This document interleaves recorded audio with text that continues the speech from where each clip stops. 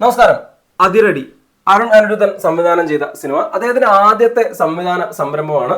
ഒരു colourful theatre vibe entertainer ആണ് cinema. ബേസിൽ Joseph ആണ് ഹീറോ ക്യാരക്ടർ ചെയ്തിരിക്കുന്നത്. ടൊവിനോ തോമസ് ഉണ്ട്. ടൊവിനോ തോമസ് ഒരു നെഗറ്റീവ് ക്യാരക്ടറായിട്ടാണ് ഇതിനകത്ത് വരുന്നത്.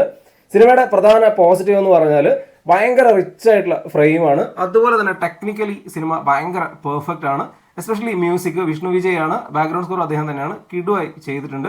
സിനിമാറ്റോഗ്രാഫിയും ഗംഭീരമാണ്. ക്യാമ്പസ് ചിത്രമാണെങ്കിലും ഭയങ്കര റിച്ച് ആയിട്ടുള്ള ഫ്രെയിമുകളാണ്. അതുപോലെ ഭയങ്കര ക്രൗഡഡ് ആയിട്ടുള്ള കുറേ സീനുകളും കാര്യങ്ങളൊക്കെ ഉണ്ട്. അതൊക്കെ ഗംഭീരമായി വന്നിട്ടുണ്ട്. അതുപോലെ സിനിമ ഭയങ്കര ഫാസ്റ്റ് ആയിട്ട് മൂവ് ചെയ്യുന്നുണ്ട്. സിനിമയ്ക്കകത്ത് ഒരു ക്യാമിയോ അപ്പിയറൻസ് ഉണ്ട്. അത് ആ ഒരു സീനും ആ ഒരു പോർഷനും ഒക്കെ നന്നായിട്ട് വർക്ക് ആവുന്നുണ്ട്.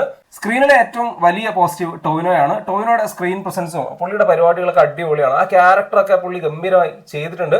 അതിന്റെ ഫൈനൽ ആക്ട് അത്ര നന്നായില്ല എങ്കിൽ പോലും ഇത്രയും പോസിറ്റീവ്സ് ഒക്കെ ഈ സിനിമയെ കുറിച്ച് ആകെ പറയാനുണ്ടെങ്കിൽ പോലും സിനിമ പേഴ്സണലി ഒരു ശരാശരി അനുഭവമായിരുന്നു.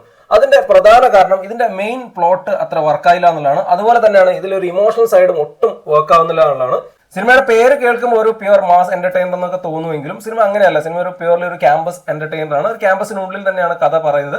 എന്നാൽ നമ്മൾ മലയാളത്തിലൊന്നും യൂഷ്വലി കണ്ടിട്ടുള്ള ഒരു ക്യാമ്പസ് സ്റ്റോറി പോലെയും അല്ല. ഇതിലെ മെയിൻ നെഗറ്റീവ് ബേസിൽ ജോസഫ് തന്നെയാണ്. കാരണം ബേസിലിന് ചെയ്ത് ഫലിപ്പിക്കാൻ പറ്റാത്ത ഒരു ക്യാരക്ടറാണ് സാംകുട്ടി. അത് ചെയ്ത് ഫലിപ്പിക്കാനായിട്ട് പുള്ളി പെടാപ്പാട് വിടുന്ന പോലെയാണ് പല സീനുകളിലും അനുഭവപ്പെട്ടിട്ടുള്ളത്. അതുപോലെ തന്നെ ഇതിലെ കുറെ പരിപാടികൾ ഓവർ ദ ടോപ്പ് ആണ്. നോ ലോജിക് ആണെങ്കിൽ പോലും സ്ക്രീനിൽ കാണിക്കുന്ന കുറെ പരിപാടികൾ നമുക്ക് കണക്ട് ആവില്ല. ഓർ ചളി പരിപാടികളും കാര്യങ്ങളൊക്കെ കൊണ്ടുവരുന്നുണ്ട്. ഫസ്റ്റ് ഹാഫിലാണ് മെയിൻലി അത്. ഫസ്റ്റ് ഹാഫിലെ മെയിൻ പോസിറ്റീവ് തന്നെ ടൊവിനോ ആണ്. ടൊവിനോയുടെ എൻട്രിയും ആ ഒരു മാസ് പരിപാടിയൊക്കെ അതിനകത്ത് അടിപൊളി വർക്ക് ആവുന്നുണ്ട്. സെക്കൻഡ് ഹാഫാണ് കുറച്ചുകൂടെ സിനിമ ഒന്ന് കണക്ട് ആവുന്നത്. സ്റ്റിൽ ഇതിനകത്ത് വിനീത് ശ്രീനിവാസനും അതുപോലെ ഷാൻ റഹ്മാനും ഒക്കെ ഉണ്ട്. വെറുപ്പിക്കൽ അങ്ങേ പരിപാടിയാണ്. ഇതിനകത്തൊരു സോങ് ഒക്കെ ലാസ്റ്റിലേക്ക് പ്ലേസ് ചെയ്തിട്ടുണ്ട്. അത് കൊള്ളാമായിരുന്നു. എങ്കിൽ പോലും വിനീത് ശ്രീനിവാസനും എസ്പെഷ്യലി ഷാനാണ് ഏറ്റവും കൂടുതൽ വെറുപ്പിക്കുന്നത്. പുള്ളി ഒരു ആക്ടർ അല്ലാത്തതുകൊണ്ടായിരിക്കാം പുള്ളി ഷാനായിട്ട് തന്നെയാണ് ഇതിനകത്ത് വരുന്നത്. എന്തിനായിരുന്നു ഇങ്ങനത്തെ ഒരു ക്യാരക്ടർ എന്നറിയില്ല. പുള്ളി നല്ല ബോറായിരുന്നു. പടം ഒരു കളർഫുൾ വൈബ് പരിപാടിയാണെങ്കിലും ഇതിനകത്ത് ഇമോഷൻ സൈഡാണ് ഒട്ടും വർക്ക് ആവാത്തത്. സാംകുട്ടി എന്ന ഹീറോ ക്യാരക്ടർ എന്തിനാണ് ക്യാമ്പസിൽ വരുന്നതെന്നും പിന്നീട് പുള്ളി ഒരു ഫെസ്റ്റ് നടത്താൻ വേണ്ടി തുനിഞ്ഞിറങ്ങുന്നൊക്കെയാണ്. എന്നാൽ അതിന്റെ ഒരു ഇമോഷണൽ പരിപാടി ഉണ്ട്. ഒരു പുള്ളിയുടെ ബ്രദറുമായിട്ടുള്ള ഒരു ഇമോഷണൽ പരിപാടിയും കാര്യങ്ങളും അത് വർക്ക് ആവുന്നില്ല എന്നുള്ളതാണ്.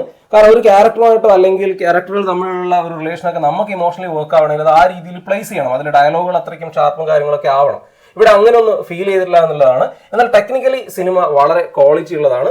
സിനിമ ഏതെങ്കിലും രീതിയിൽ വർക്ക് ആവണമെങ്കിൽ ഡെഫിനറ്റ്ലി ഒരു വലിയൊരു ക്രൗഡിന്റെ കൂടെ ഇരുന്ന് തന്നെ കാണേണ്ടി വരും. അങ്ങനത്തെ ഒരു ക്രൗഡിന് വേണ്ടി ഒരുക്കിയിട്ടുള്ള ഒരു പടമാണ്. പേഴ്സണലി എനിക്കിതൊരു ശരാശരി അനുഭവം മാത്രമായിരുന്നു.